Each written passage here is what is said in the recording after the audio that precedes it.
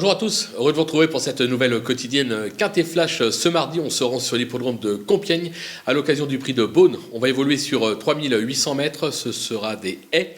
Et sans plus attendre nos bases, avec le numéro 5 d'Antor des Zobos, qui cherche sa course cette année comme l'attestent ses trois récents accessites à ce niveau. Il excelle sur le tracé de Compiègne. Il vise ici le podium et je pense qu'il vise même tout simplement la victoire. Le numéro 7, Foreign Flower, qui a fait afficher un sans faute l'an dernier sur les balais et à ce niveau. Il va être monté en condition sur sa course de rentrée. Je m'en méfie tout particulièrement. Il pourrait faire galoper mon favori. Le numéro 2, Kim River, qui reste sur une probante 4e place à ce niveau. C'était sur l'hippodrome d'Auteuil. Il sera encore plus à son affaire sur le tracé coulant de Compiègne. Sur sa lancée, il a encore son mot à dire. Du côté des opposants, méfiance avec l'As, gage de réussite, qui vient de bien se défendre sur les balais d'Auteuil. Le tracé coulant de Compiègne ne sera pas un souci pour lui, même si sa marge au poids est réduite. Je pense qu'il est capable de réaliser un numéro dans cette épreuve et de venir compléter la bonne combinaison. Le numéro 3, Saint-Anjou, on le connaît bien. Il a remporté cette épreuve l'an dernier. Il s'y est classé 2e en 2019. En revanche, il a franchement déçu ces derniers temps.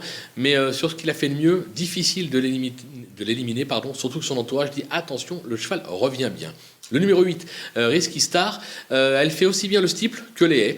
Elle s'adapte à tous les tracés et s'est déjà placée à ce niveau. Je pense qu'elle est capable d'ambitionner plus une place que la victoire. Le coup de poker, ça sera le numéro 11, Tchenko Magic. Alors, c'est pas un champion, certes, mais il s'adapte à tous les tracés et s'est déjà bien comporté sur le parcours du jour. L'engagement est plutôt favorable. Il peut créer une belle surprise dans cette épreuve. Les outsiders, ils sont nombreux, avec le 10, Chestnut Dream, qui a déjà bien fait sur les balais, mais c'est sur le steeple qu'il excelle véritablement. Sa forme est sûre, son entraîneur sait ce qu'il fait. S'il le présente ici, c'est avec quelques ambitions, méfiance. Le numéro 4, Betang Emery, impérial en début d'année sur les haies, comme sur le steeple. Il n'a pas été ridicule pour sa rentrée. Les Chaillés sont en forme.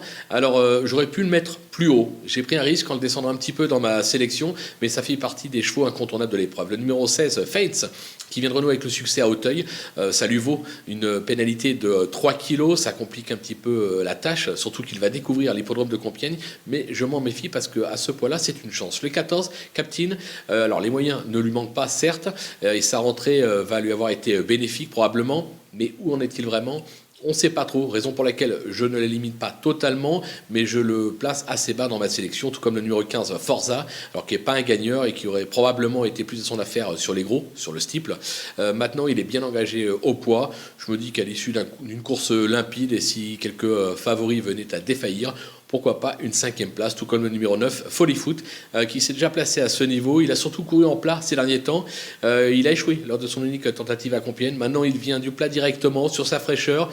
C'est un peu l'inconnu, raison pour laquelle je ne prends pas de risque en le gardant en fin de combinaison. Du côté des délaissés, le numéro 6, Ivo, qui excelle sur les haies en Italie, mais qui reste difficile à situer en pareille compagnie. Il a déçu pour sa rentrée, c'était à Merano. Il ne connaît pas Compiègne, c'est un peu l'inconnu. Moi, j'ai besoin d'abord qu'il me montre ce qu'il sait faire. Le numéro 12, Galileo de Viette, qui a surpris sur ce parcours en mai dernier, 2e de Fix at Hall. En revanche, il rentre après 4 mois d'absence et vise un autre quintet dans 3 semaines, donc on va attendre. Et enfin, le numéro 13, Blin, qui semble actuellement loin de son meilleur niveau.